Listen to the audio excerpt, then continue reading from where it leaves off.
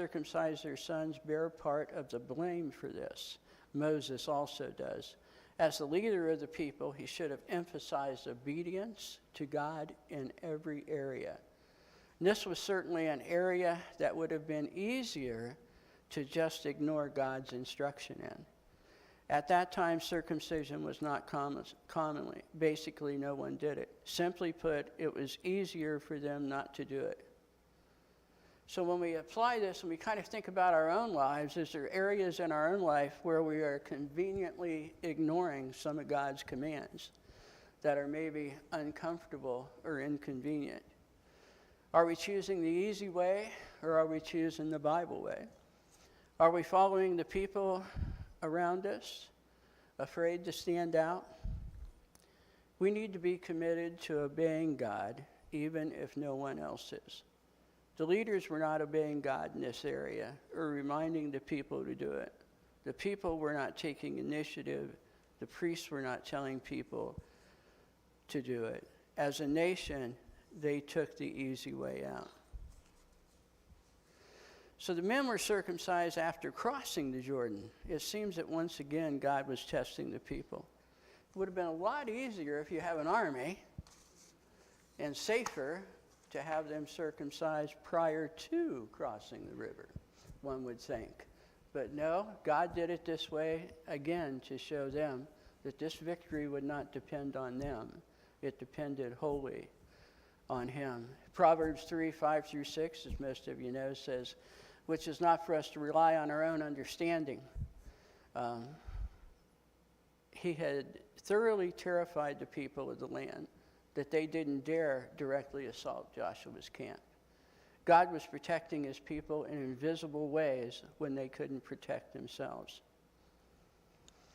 So there's a number of things about the whole circumcision thing that's supposed to be done on the 8th day. There's scientists that prove that there's so much protein, prothambin, I think, in the child's body that enables blood clotting and everything at that point in time in their life, that they should be circumcised on the 8th day was the thought. There's a ton of other information out there that scientists say that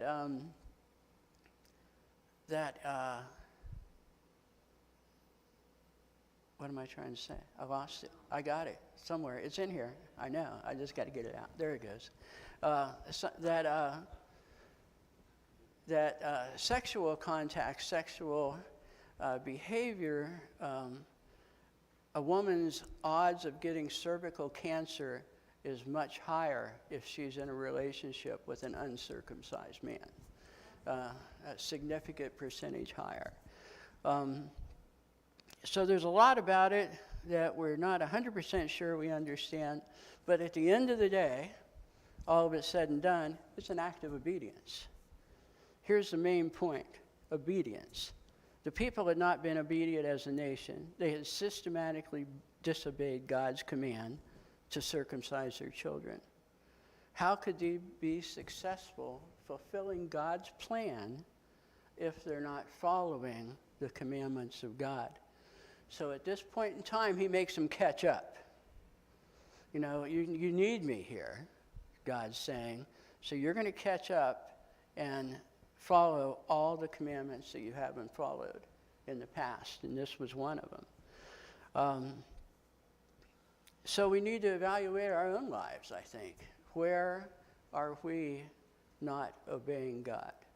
Where in our life have we stuff this little commandment off to the side? But yet when we depend upon God, we want to call upon God and ask him to help us, ask him to save us, ask him to heal us, all these things. And is there points where we have not, done the same? We have not taken action like we should have done. We need to make a commitment to obey and evaluate our life and see what we should have done. We need to be willing to sacrifice our personal comfort for the sake of obeying God. So God rolled away this reproach they had. The people had finally committed themselves to obeying. The people celebrated Passover, we see in verses 11 through 12. Although they were moving forward, they did not forget the past. Like we talked about last week, the importance of remembering. He reiterates that again with having them celebrate Passover. In this situation, we're going to stop and celebrate Passover right before a huge enemy after crossing the river before going into battle. It doesn't seem like the best time to have a holiday celebration, but the importance of remembering was more important than what stood before them. So the other thing is the identity of the character. Joshua worships him by falling on his face. And he doesn't tell Joshua to get up. Instead, he tells Joshua to remove his sandals. This one seemed to indicate that there was a pre-incarnate Jesus, possibly, since an angel would not have accepted worship. In many other Bible passages, angels tell people that fall before them to get up. Because you don't worship me, I'm not God, is what they say. So, I wasn't there. I don't know who it was, but it would indicate something like that. You know, that it's yeah, right. You and I. Bev and I know who it was. So one of the things by removing the sandals is we need to approach God with respect. The concept is not hard for Easterners to understand.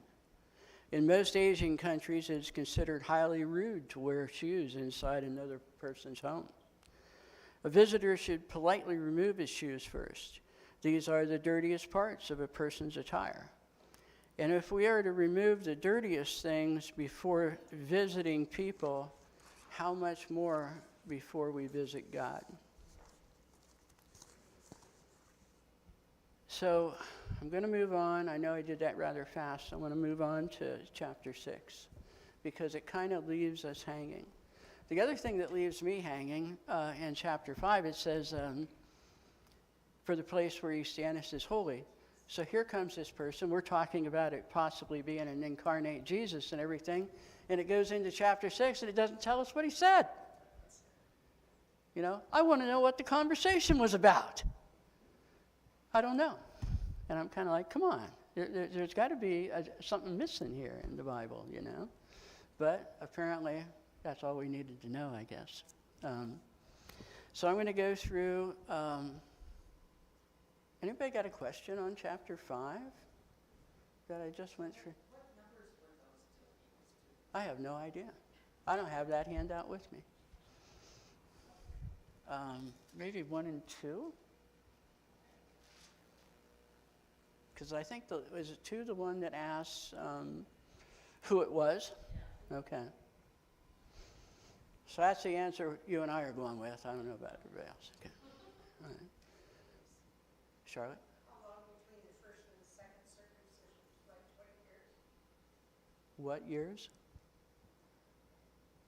Because God told Joshua to have the people circumcised the second time. That meant the new. The ones that were born in the wilderness, most likely. Like 20 years? No, not necessarily. Yeah, so nobody beyond the age of 20 lived.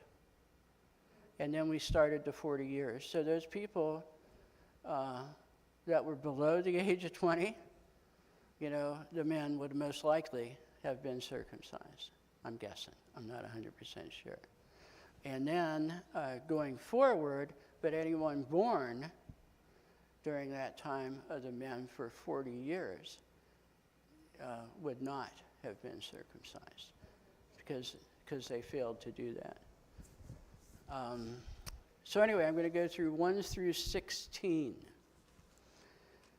Now Jericho was straitly shut up because of the children of Israel. None went out, and none came in.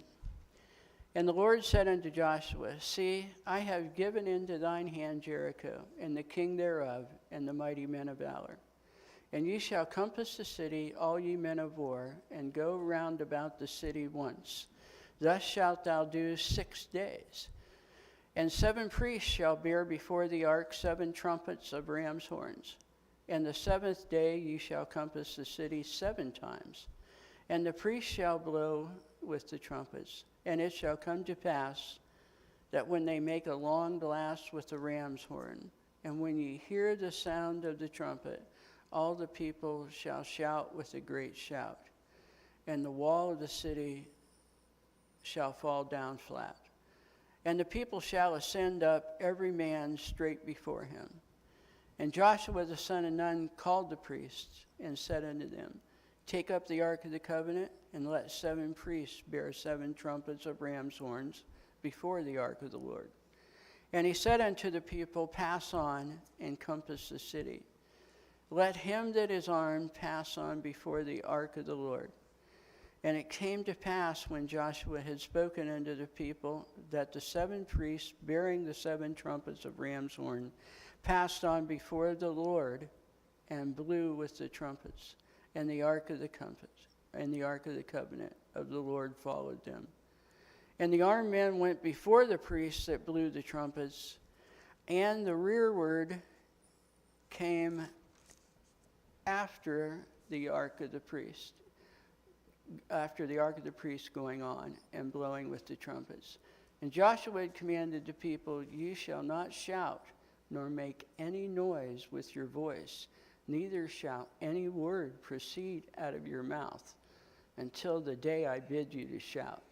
Then shall ye shout. So the ark of the Lord compassed the city, going about it once, and they came into the camp and lodged in the camp. And Joshua rose early in the morning, and the priests took up the ark of the Lord. And 7 priests, bearing 7 trumpets of ram's horns before the ark of the covenant, went on continually and blew with the trumpets. And the armed men went before them, but the rearward came after the ark of the Lord, the priests going up and the blowing of the trumpets.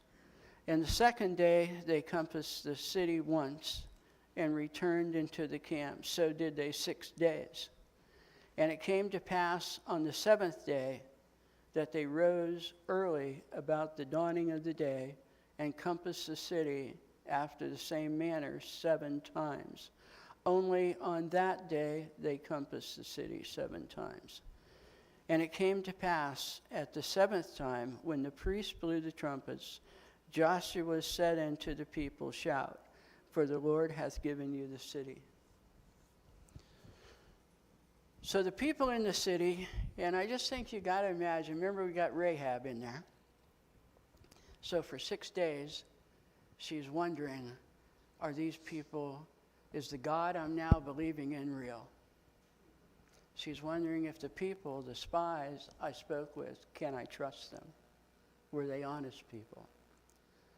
And all the rest of the people are just scared to death. They're literally being tortured for 6 days of fear of this going on. Here again, remember, they could also have the opportunity to repent and follow God, but they're choosing not to. So everyone's scared. This goes on for 6 days. And it was an odd situation. To think of this tactically, nothing like this would have normally happened without God telling them what to do. There would be all kinds of ways we could think of conquering that city, different than God had them do. If most armies had heard a commander give this strategy, they would have laughed. How can walking and blowing trumpets knock down a strong wall? With man it is impossible, but with God not impossible. This was the first city that they had attacked. God wanted to teach them a lesson. It wasn't by strength of arm they could gain the victory. It was only through his strength. They couldn't hope to do it themselves, but had to wholly depend on divine aid. Faith and obedience were essential. Here is the same lesson we have seen God teaching Israelite in the last several chapters in this book. The lesson is that they must learn not to lean on their own understanding and not to trust on their own strength, God's ways are higher than our ways.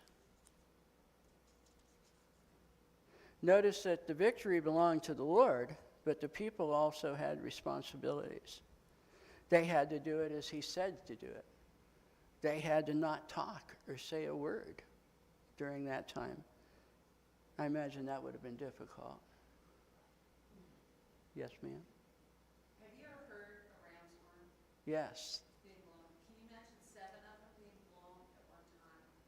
That had to have been a pretty, that had to have been a shivery. Yeah. I mean, not necessarily fear. It's awesome. There's something awesome about it. Yeah. Oh, you know, and it's Yeah. loud. Yeah. It's like an elk bugling or something like that. Yeah. And it's awesome. I mean, I went to a wedding and they blew the ram's horn before the bride and groom, before the groom came in. And I'm telling you, everything on my body was tingling because they blew it and then they said, blessed is he who comes in the name of the Lord. Right. The bridegroom was gonna, I mean, here, you know, he cometh in the name of the Lord, and it was the most awesome thing, but that was just one ram's horn. I just was, when 7 ram's horn blowing, that's pretty powerful Yeah. in itself. Yeah. Well, they had, so both my boys are Eagle Scouts, and so I was a scout leader and did a lot of stuff, but at any rate, they would have one of those horns. And we had a camp that was over like 40 acres or whatever, you know, when you're at camp with a bunch of different troops and all that. But that horn blew. I didn't care how much noise those kids were making or whatever. Everybody heard it. They know it was time to go assemble, you know, because one guy, you know, blowing just one of those horns. So they kind of knew it was terribly, terribly loud. As I was saying, that they had to know that the success was attributed to God's power. And any failure along the way would be their fault, not God's. So they had to take a time and examine themselves. We already talked about they did make sure they were in obedience to God. And that's the thing we should kind of do before we go before God, before we ask for things. Are we trusting God with everything we have? Are we trusting him with our finances? Are we trusting him with the way we live our life? Are we trusting him by following his word? Are we in prayer and communication with him? There's a lot of examples we could come up with to think of how we could trust God better. So I think that one of the takeaways here isn't where I'm failing, where you're failing, whatever, but for us to be aware the purpose that we should make ourselves aware of areas that we fall short on and moving forward. So in 10 through 16, the people persevered in this, even though they must have looked foolish to the people in Jericho. What do you think the people in Jericho may have been doing during this time? Some of them were probably still scared to death, some trembling, and some of them were probably mocking them, weren't they? I bet some of them thought, you know, these people are crazy. They're not going to attack us. After it kept going on for 6 days. What is more, in verse 10, Joshua commands them to be quiet. They're not even saying anything back to them. He heard even the word come out, not a word come out of their mouth. That probably was the difficult part, as I mentioned, for a lot of the people, because I bet after the second day or so, I bet the people at Jericho are at the walls mocking them and saying things to them. 7 is considered 7 times, and 7 times on the 7th day. So I think one of the questions there, 7 is considered a perfect number in the Bible. It signifies completeness. So God gives victory, but there are things on the city under ban. And that's 17 through 27. Let me see here. And the city shall be accursed, even it, and all that are therein, to the Lord. Only Rahab the harlot shall live, she and all that are with her in the house, because she hid the messengers that we sent. And ye in any wise keep yourselves from the accursed thing, lest ye make yourselves accursed. When ye take of the accursed thing, and make the camp of Israel a curse, and trouble it. But all the silver and the gold vessels of brass and iron are consecrated unto the Lord. They shall come into the treasury of the Lord. So the people shouted when the priests blew the trumpets, and it came to pass. When the people heard the sound of the trumpet, and the people shouted with a great shout, that the wall fell down flat. So that the people went up in the city, every man straight before him, and they took the city. And they utterly destroyed all that was in the city, both man and woman, young and old, and ox, and sheep, and ass, and with the edge of the sword. But Joshua had said unto the two men that had spied out the country, Go into the harlot's house, and bring out thence the woman, all that she hath, as ye swear unto her. And the young men that were spies went in, and brought out Rahab and her father and her mother and her brethren and all that she had.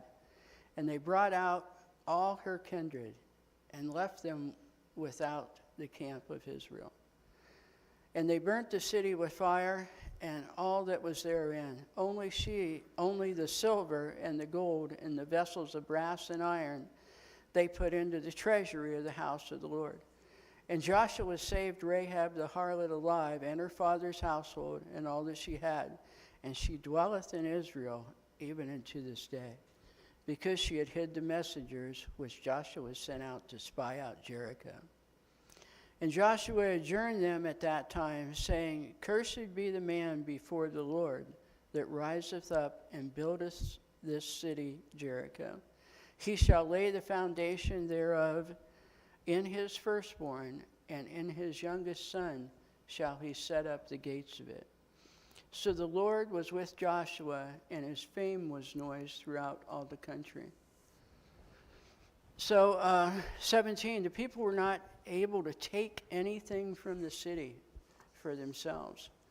And they were, all the other gold and silver was to go in the temple. Everything else was to be destroyed. It was a way of God to remind the people that this victory was his. It was not their own intelligence or strength that they won. God gave Jericho into their hands. All of the victories which they would achieve in the future, whether through supernatural miracles or not, were no less a result of God's divine plan. God generally doesn't ask people to give everything to him. But in the Old Testament, he does ask for the first of what they received, just as in the case of the first fruits being completely devoted to God. Giving of the first which someone receives is an act of faith. It also shows that God is a priority. We got to remember that everything we have belongs to God. God not always prohibits the people from taking for themselves spoils of victory, but he always had the right to do so. Everything was his. The people in the city were his. He created them. All of their material possessions were his. He gave them to them. Their animals were also his. In this case, he decided that he wanted to do with his own possessions was to destroy them. They were like the vessels of dishonor seen in 2 Timothy 2:20. But in a great house there are not only vessels of gold and silver, but also of wood and earth, and the some to honor and some to dishonor. So I wrote down several verses there. At the very bottom. I want to get to that before time gets away from me here. But our carryway is that everything we have as well belongs to God. And this should affect how we use the resources we're given. The verses I put down there at the bottom also go with the command where they were told to destroy everything. I have talked to many people that have read those verses and had a problem with it. And why, you know, heard all kinds of comments about it, that how God ended up wanting to destroy all that. So that's why I put all the verses in Deuteronomy and stuff, and we will, if you look through them, you'll understand just how evil and terrible all the people were that are being destroyed. They worshipped all kinds of gods. We're introduced to, I think, either in Numbers and Joshua, to the Molech that they worshipped, and how terrible that was, to include child sacrifice and things of that nature. So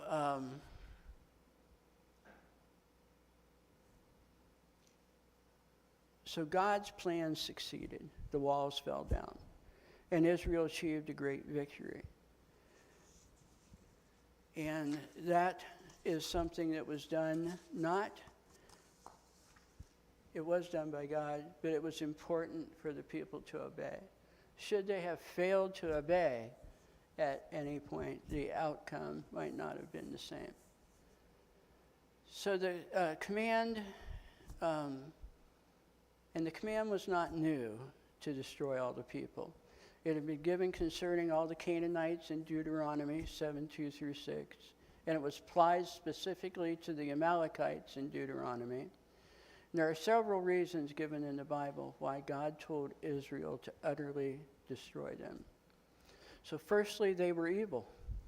The practices were abominable to God. We know both the Bible and from other historic documents that the Canaanite civilization was perhaps the most wicked and vile ever known in the world.